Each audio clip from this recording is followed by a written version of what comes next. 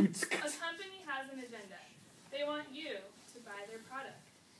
And so they twist the truth a little bit to convince you, and you're hooked. We've all been prey to such marketing ploys, and doing research on the non sequitur and slippery slope fallacies has shown me methods behind such ploys, as well as ways that people communicate and persuade daily, including us. The slippery slope fallacy is actually a non sequitur type fallacy, and we will look at both today. Both of these, the slippery slope and non sequitur fallacies, put aside logical connections in order to sell service, idea, or product. Whatever they're trying to sell, they put aside logical connections to get it across. The method of argument in non sequitur is kind of a general type fallacy. It can have other fallacies grouped under it. There's a Latin phrase that means, well, the Latin phrase associated with it means it does not follow. So it's when there's a disconnect between the premise and the conclusion of the argument. It looks like this.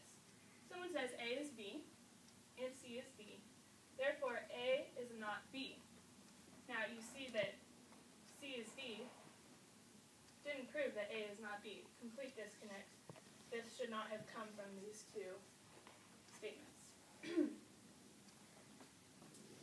So say a police officer is in a case in court, and they haven't been able to solve it. So he says, we've tried lots of different methods and haven't been able to solve this case, so we should hire a psychic to help the investigators solve the case.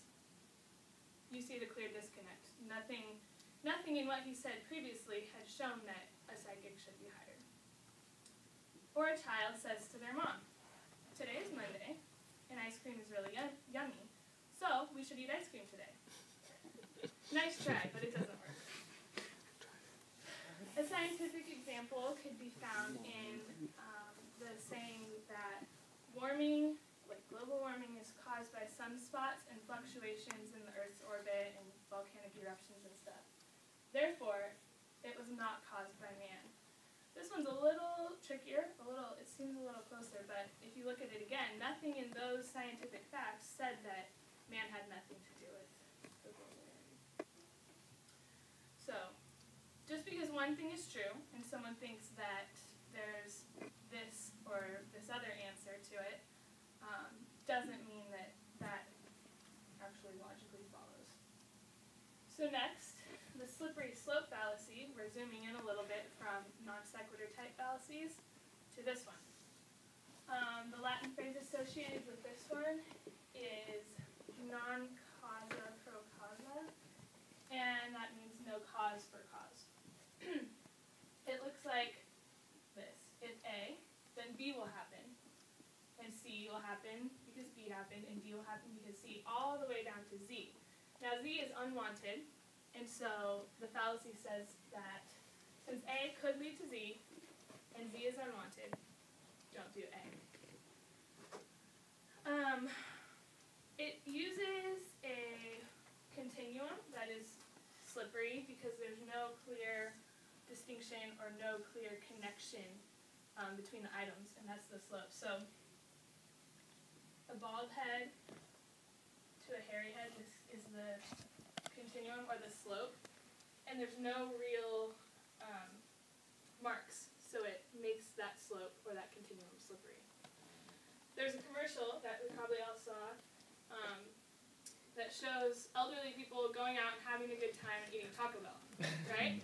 And so the argument behind that, if you think about it, is they're eating Taco Bell, they're having fun. So if I eat Taco Bell, I'm going to be smiling, my friends are going to be there eating Taco Bell, they're going to be smiling, we're going to be laughing, and we're just going to be having a good time, and my life is going to be great because I ate Taco Bell. Could happen, but it's a really slippery slope.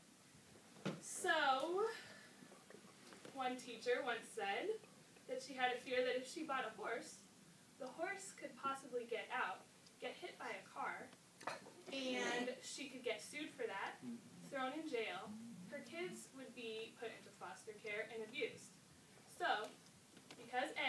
got a horse. Z could happen. Her kids could be abused. Z is unwanted, so she shouldn't get a horse. Slippery slope fallacy. Now, this is not always a fallacy.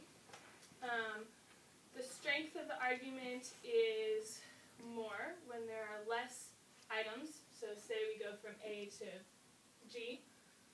That's a stronger argument, right? And it's less of a fallacy. And the connection, if the connection is stronger between each item, then obviously you have a stronger argument. So having looked at these two and seeing how connections and logic are thrown out the window in order to get an agenda across or convince someone of something, pay attention.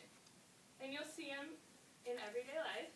You'll see them on TV, in marketing, and in the way people talk to each other and try to persuade each other. So don't lie to people with